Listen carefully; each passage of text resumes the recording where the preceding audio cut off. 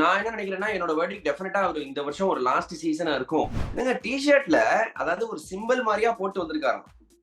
For one last time அப்படின்னு தான் அத டீகோட் பண்ணியிருக்காங்க நம்ம ஊர் மக்கள். மில்லியன் டாலர் கொஸ்டின் பத்ரி இது. அந்த இது நம்ம என்ன ஸ்பெகுலேட் பண்ணாலும் தோனி மனசுல என்ன இருக்குன்னு தோனிக்கு தான் தெரியும். Some win for Afghanistan Pretham. Are you really shocked?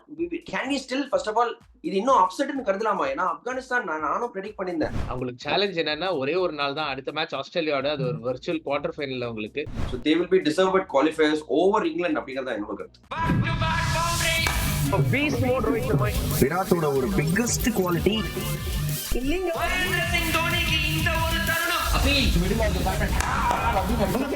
வணக்கம், welcome to cricket with Badri. வணக்கம், welcome to cricket with Badri மற்றும் ஒரு episode of cric debate.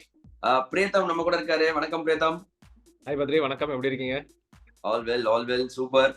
IPL season தொடங்கும் போது நம்ம எல்லாருக்கும் தெரியும்.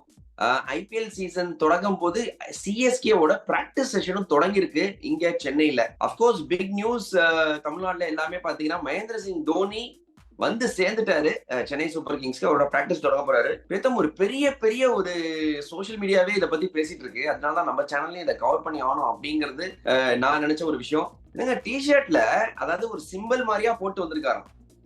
ஃபார் ஒன் லாஸ்ட் டைம் அப்படின்னு தான் அந்த டீகோட் பண்ணிருக்காங்க நம்ம ஊர் மக்கள். அவர் ஏதோ போட்டு வந்திருக்காரு ஒரு டிசைன் மாதிரி. அது ஒன் லாஸ்ட் டைம் அப்படின்னு டீகோட் பண்ணிருக்காங்க. Are we going to see Mahendra Singh Dhoni one last time in this IPL? இது ரொம்ப நாளா போயிட்டு இருக்கு. ஆக்சுவலி போன வருஷம் நினைச்சோம், அது புதிய வருஷம் நினைச்சோம். லாஸ்ட் டைம் டெஃபினெட்லி நாட் அப்படின்னு சொன்னது அவருக்கு நமக்கு தெரியும். But is this going to be the last season? உங்களோட கருத்து சொல்லுங்க, அப்புறமா நான் என்னோட கருத்து சொல்றேன். மில்லியன் டாலர் கொஸ்டின் பத்ரி இது. அந்த இது நம்ம என்ன ஸ்பெகுலேட் பண்ணாலும் தோனி மனசுல என்ன இருக்குன்னு தோனிக்கு தான் தெரியும்.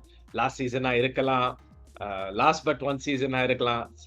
சத்தியமா தெரியாதுங்க. பட் ஒரு விஷயம் நம்ம எல்லாரும் ஒத்துக்கணும், ஃபாதர் டைம் யாருக்குமே வெயிட் பண்ணாது. அது நம்ம 4 வருஷம் முன்னாடியே லாஸ்ட் சீசன் நினைச்சோம். அதுக்கப்புறம் ஒரு டைட்டில்லாம் அடிச்சு கொடுத்தாரு. அதுக்கப்புறம் ஒரு சீசன் ஆடினாரு, ருத்ராஜ் கைக்கோட கேப்டனா வச்சாரு.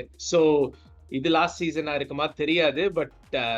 பட் எண்ட் இஸ் நியர், அதுல டவுட்டே கிடையாது. இந்த வருஷமா அடுத்த வருஷமா அதுதான் ஒரு கேள்வி. Sure.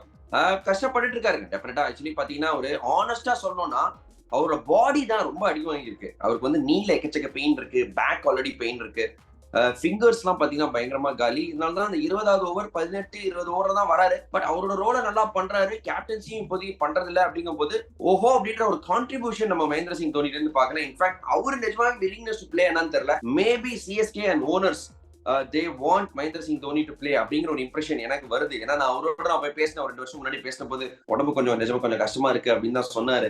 But then he is pushing himself. hats off to him. But நல்ல சான்ஸ் பிரேத்தம். டெஃபினட்டா ப்ராபப்லி ஒன் லாஸ்ட் டைம் அவரை பார்ப்போம்னு நினைக்கிறேன். சேப்பாக்ல நிறைய ஹோம் மேட்சஸ் இருக்கு, சம மேட்சஸ் வருது, மும்பை இந்தியன்ஸ், ஆர்சிபி. பட் அவர் இறங்கினாலே ஒரு வேற லெவல் எக்ஸைட்மெண்ட் இருக்கும். கேப்டன் பண்ண போறது இல்ல, பட் இருந்தாலும் அவரோட சீனியர் பிளேயரா ஆஸ் அ ரோல் ரொம்ப முக்கியமா இருக்கும்னு நினைக்கிறேன் நான். அது அவரோட பிக்கெஸ்ட் கான்ட்ரிபியூஷன் என்னன்னா, முன்ன மாதிரி அவரால் அப் தி ஆர்டர் எல்லாம் வர முடியாது, ஓட முடியுமான்னு தெரியல, நீ ப்ராப்ளம் இருக்கு. பட் அவர் பிக்கெஸ்ட் கான்ட்ரிபியூஷன் என்னன்னா, அவர் இந்த ஃபீல்ட்ல ஒரு காமிங் பிரசன்ஸ் அண்ட் அவர் விக்கெட் கீப்பிங் பதில் நீங்க பாத்தீங்கன்னா 2024 ஆகட்டும் 2014 ஆகட்டும் பெரிய டிஃபரன்ஸ் இல்ல. அதே லைட்னிங் குவிக்கா இருக்கு, ஹேண்ட்ஸ் பிஹைண்ட் த ஸ்டம்ப்ஸ். அதுல அவர் விக்கெட் கீப்பிங்ல டிராப் ஆஃபே கிடையாது. யாராவது சொன்னாங்கன்னா அவர் விக்கெட் கீப்பிங்ல டிராப் ஆஃப் இருக்குன்னு நான் அதை நம்ப மாட்டேன். அவர் விக்கெட் கீப்பிங்ல டிராப் ஆஃப் இல்ல. அவர் பேட்டிங்ல மேபி டெஃபினட்டா டிராப் ஆஃப் இருக்கலாம், ஐசைட் இருக்கலாம், நீஸ் இருக்கலாம். But wicket keeping quick hands இருக்கு. அண்ட் அவரோட காமிங் பிரசன்ஸ், அந்த மைண்ட் எப்ப 2007ல எப்படி இருந்தோ அந்த காம் பிரசன்ஸ் அதே தான் இருக்கு. அது ஒரு பெரிய ஒரு செக்யூரிட்டி பிளாங்கெட். ஒரு ருத்ராஜ் கைக்வாடுக்காகட்டுமோ மற்ற பிளேயர்ஸுக்காகட்டுமோ, ஓகே தோனி ஃபீல்ட்ல இருக்காருன்னா கொஞ்சம் திங்ஸ் வில் பி காம். அது ஒரு பெரிய செக்யூரிட்டி பிளாங்கெட். அது ரொம்ப முக்கியம். அண்ட் நீங்க ஒரு பாயிண்ட் சொன்னீங்க, நம்ம ஐபிஎல் பத்தி பேசும்போது லாஸ்ட் இயர் வீடியோல அவர் ருத்துராஜ ஒரு ஸ்டேஜுக்கு அப்புறம் விட்டாரு. இந்த சென்ஸ் ஓன் டீம் பண்ணி கேப்டன் பண்ணிக்கோ, நான் ஒன்னும் சொல்ல. மேபி ஃபர்ஸ்ட் 2 மேட்ச் ஏதாவது கொஞ்சம் போய் இன்புட்ஸ் கொடுத்திருப்பாரு. பட் டுவர்ட்ஸ் தி எண்ட் அவர் ஒன்னும் ஜாஸ்தி இன்புட் கொடுக்கல. ருத்ராஜே பண்ணிக்கிட்டோம். மேபி ஆஃப் த ஃபீல்ட் நிறைய பேசி உள்ள கூட்டிட்டு வராரா தெரியாது. பட் ஃபீல்ட்லயும் அவ்வளவா இன்டர்ஃபியர் பண்றதுல இப்படி பண்ணலாம் அப்படி பண்ணலாம்னு. பட் அந்த அவரோட பிரசன்ஸ் டெஃபினட்டா காமிங் பிரசன்ஸ் இருக்கு. அண்ட் நீங்க போய் கேட்டீங்கன்னா டெஃபினட்டா சொல்லுவாரு என்ன பண்ணணும்னு. அது அப் டு ருத்ராஜ் எவ்வளவு இன்ஃபுளுன்ஸ் யூஸ் பண்ணலாம் அவரோட இன்ஃபுளுன்ஸ் இது பண்றதுக்கு. பட் அந்த மாதிரி ஒரு இன்ஃபுளுன்ஸ் இருக்கும் போது நீங்க போய் கேட்கறதுல தப்பே கிடையாது. பட் அஃப்கோர்ஸ் நம்ம ருத்துராஜும் ரெடி ஆகணும்.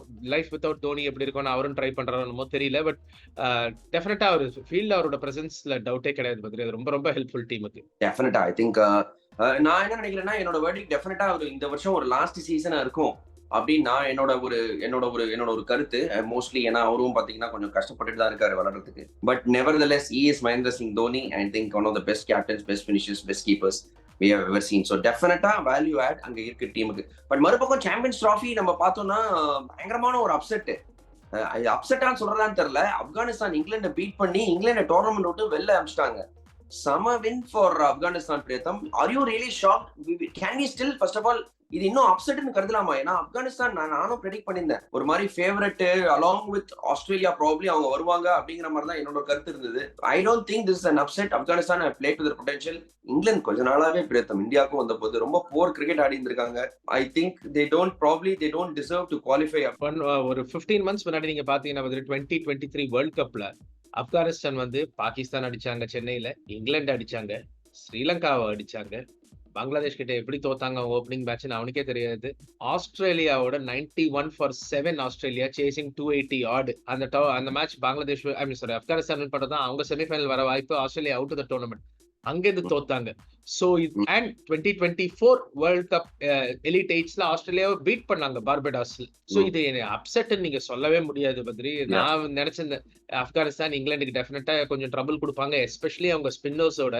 ஆனா இப்ராஹிம் ஜத்ரானோட இன்னிங்ஸ் நான் நேற்று இதை பார்த்தேன். ஒரு 10 overs 35 for 3ல இருந்து நீங்க ஒரு டீம் 325க்கு போகுதுன்னா டெஃபினட்டா அப்ரிஷியேட் பண்ணோம்.